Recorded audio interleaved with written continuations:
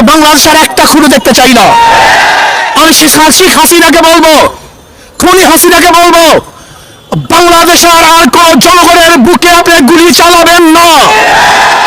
যদি গুলি চালান তাহলে বাংলাদেশের জনগণ ঐক্যবদ্ধ হয়ে এখন যেইভাবে মাঠে আছে এইভাবে ঐক্যবদ্ধ ভাবে গণভবনকে দখল করবে ইনশাআল্লাহ।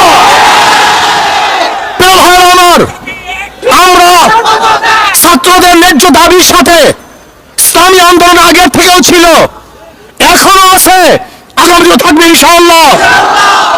যে অসহযোগ আন্দোলনের ঘোষণা দিয়েছে আমরা তার সাথে একত্রিত আগেও ঘোষণা করেছি, এখনো করছি, ভবিষ্যতে থাকবো ইনশাআল্লাহ। কাজে আসুন, কোন ব্যক্তির কোন গোষ্ঠীর এই আন্দোলন নয়, কোন ব্যক্তি কোন গোষ্ঠীর আন্দোলন নয়, এই আন্দোলন বাংলাদেশের মাটি ও মানুষের আন্দোলন।